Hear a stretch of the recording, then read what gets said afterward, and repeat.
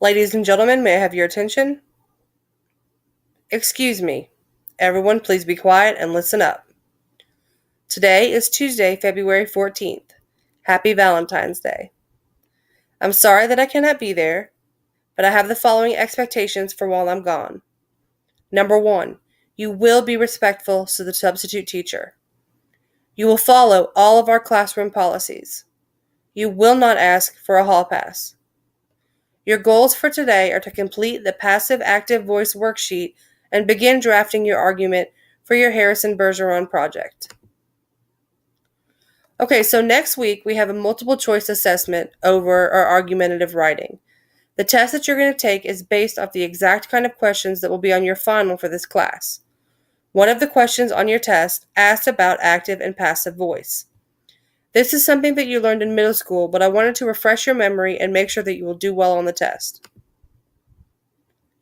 So, to break it down, active voice describes a sentence where the subject performs the action stated by the verb.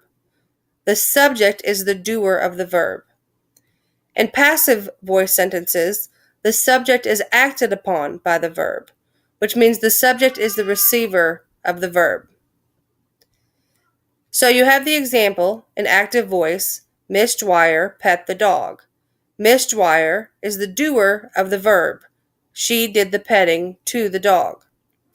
In the passive voice example, the dog was pet by Miss Dwyer. The dog is the subject of the verb, and they were the receiver of the petting. Hopefully that makes sense. Your task today is that the first set of sentences, you need to write the sentences that are in passive voice into active voice. Circle the subject and underline the verb. On the following sections, you need to rewrite the sentences according to the directions. You might be asked to switch from passive or active to passive. You must complete all sections. We will grade them together tomorrow. They must be done. That means everybody who is there today needs to complete this worksheet front and back. When you're done with the worksheet, you need to move on to drafting your argument for your Harrison Bergeron project. Remember, you're writing from the perspective of the propaganda poster that you made.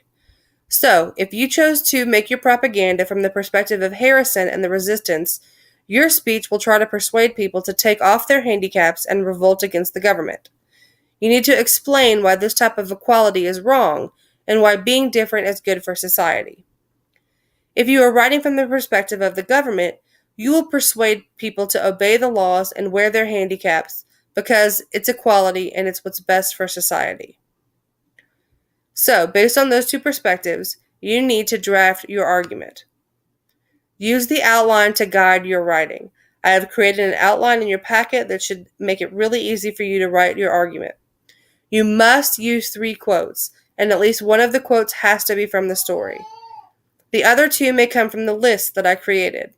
I put together a list of famous quotes about equality and freedom and justice and law and order, things that will go well with the topic. You may use a copy of this list while you are in class. They are under the board next to copies of the story. Get as far as you can today, and I will check what you have written tomorrow to make sure you are on the right track before you go on to write your final argument. I expect all of you to be on your best behavior today, to get your work done, and be ready to finish your projects when I come back to school. If there are any problems, I can tell you now there will be consequences. But I know there won't be any because you guys are going to be great, and I look forward to seeing you all on Wednesday.